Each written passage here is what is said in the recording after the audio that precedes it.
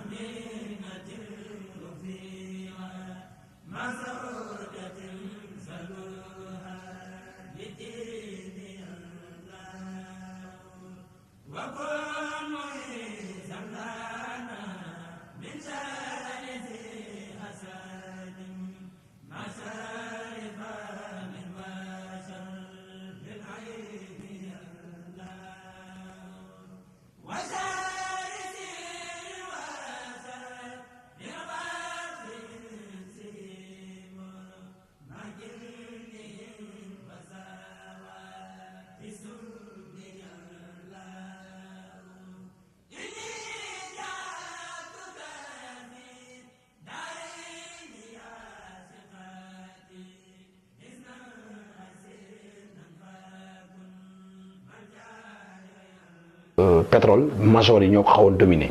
woon depuis Mathusalem ñoo fi nekkoon ñoo fa ma sa nekk donc bi yàlla defee en 2000 ci la Elton njëkk a dugg comme indépendant national. indépendant nationaux yi wax mooy sénégalais yi nga xam ñoo nekk ci biir secteur bi di ci yëngu te boo xoolee depuis 2000 ba léegi boo xoolee sénégalais yëpp ci lañ dugg. alors te fi mu toll nii il y a plus de 40 compagnies yoo xam yow ay sénégalais lañ ba léegi nag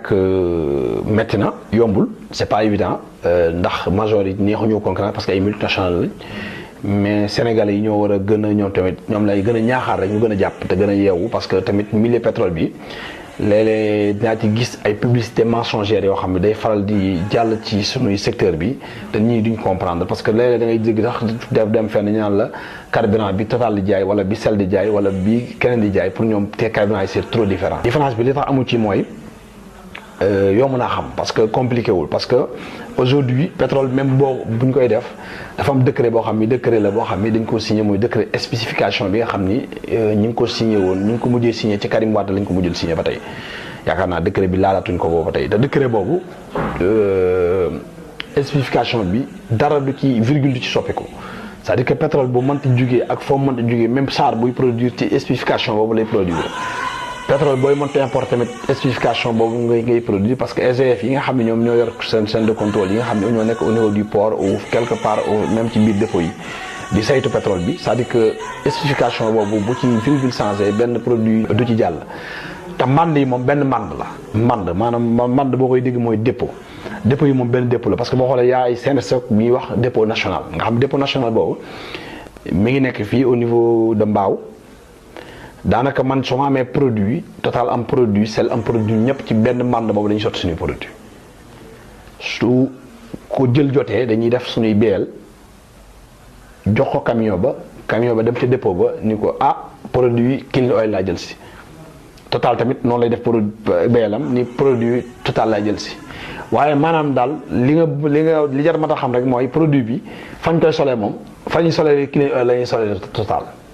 moom la ñuy solee la Shell te amul benn camion boo xam ne jóge nga ci dépôt bi jaar ci la war a toile ñu defaraat sa produit pare nga doog a demaat sotti amul ko ci jógee foofu tamit ci la ngay dem sotti ca ca station ya donc loolu aussi faaw sénégalais yi xam ko ñu xam ni produit bi Clean Oil di jaay bi EDK di jaay bi Shell Oil di jaay ak bi Petrobras di jaay ak bu Total di jaay benn lañ ñooyam dara lu ci soppeeku amu ci waaw léeg-léeg nag nga dégg ñu naan produit yi sénégalais yi jaay baaxul ak sénégalais yi yëpp benn produit nii jaay lii Total di jaay la ñuy jaay ndax benn produit benn raffinerie moo fi ne muy SAR te SAR daanaka moom mooy raffiné te bu raffiné day séddale rek day jaay Clean Oil jaay ku nekk te moom bu lu mu raffiné rek da koy tuur ci mand ya moom bu ko tuuree loo ci jënd moom da lay defal say kayit boobu lay yónnee machine ba dañuy dugal la ci sa tur Clean Oil jënd na fi nangam loo ci jël mu nga ànd ak moom loo ci jëlul ñoo xam ni jëloo ko waaye nag mand bi moom du ñetti mand du ñeenti mand benn mand dongul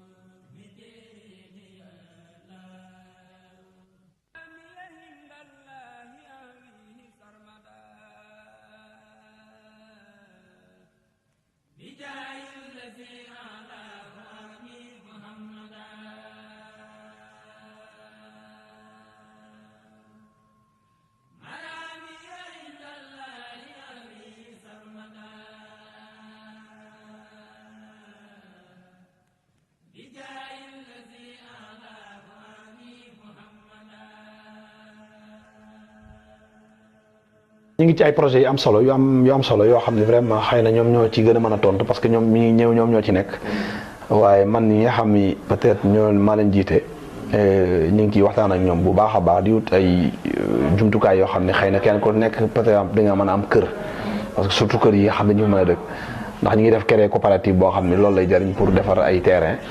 yoo xam ne suñu leen ko joxee ba pare kenn ku si nekk ak banque CBAO dina mën a créer ay programme ñu ngi ci bu baax a baax te ñaan yàlla suñu borom motali ko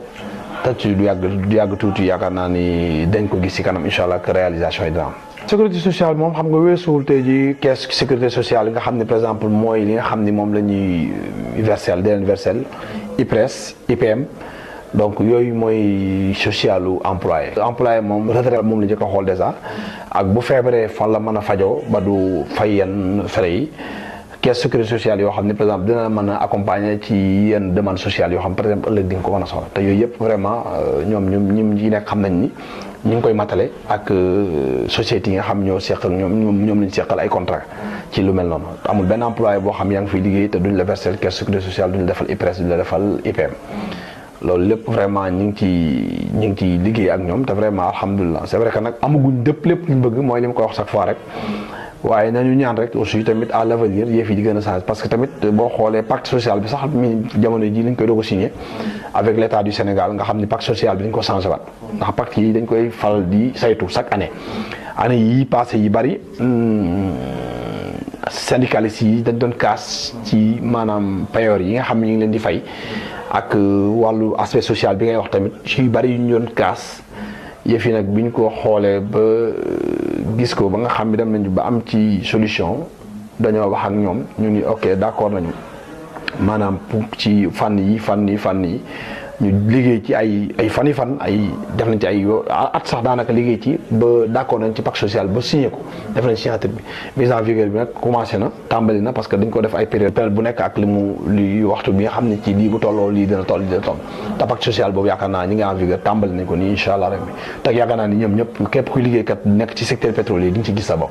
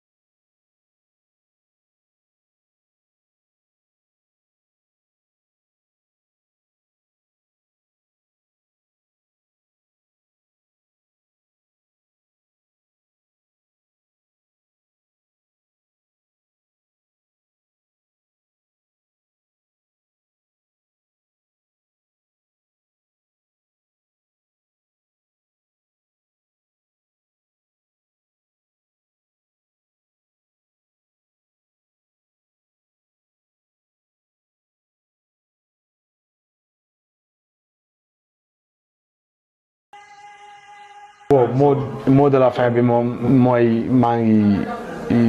sant yàlla bu baax julli ci yonent bi salaatu alayhi wa salaam di sant Cheikh Ahmadou Bamba Xaadimu Rasuul sunu sëriñu képp koo xam ni murit nga muy tiijaan muy laayeen muy koo mënti doon ak tarixe boo mënti bokk ak maanaam religion boo mënti bokk ñu ngi lay tàllal loxo di la ñaan di la baal wàq ñaan aussi ngeen jéggal ñu bu baax ci lépp loo xam ni xëy na ci wàllu liggéey bi def nañ ci ay jumte wala loo xam ni employé ñoo ko def muy client la ak ku mënti doon ñu ngi lay baal wàq bu baax te day jéggalu di ñaan suñu borom aussi li nga xam ni moom lañ bëbët ci Clean Oil yàlla suñu borom mottali ko mu bokk ci société yi gën a am solo yu bokk ci réew mi ndax loolu mooy suñu ambition di ñaaxaat aussi employé yi di ñaaxaat sama bopp ñaaxaat ñi nga xam ñoom laa bokkal muy sama membre famille bi ak képp kuy liggéey Clean Oil aussi ñu gën a takkuwaat gën a jàppante gën a doon benn ndax chaque fois rek man benn mot boobu lay wax chaque fois lu gën a bari mooy l'union fait la force ndax doole moom buñ ko boole rek mu nekk benn.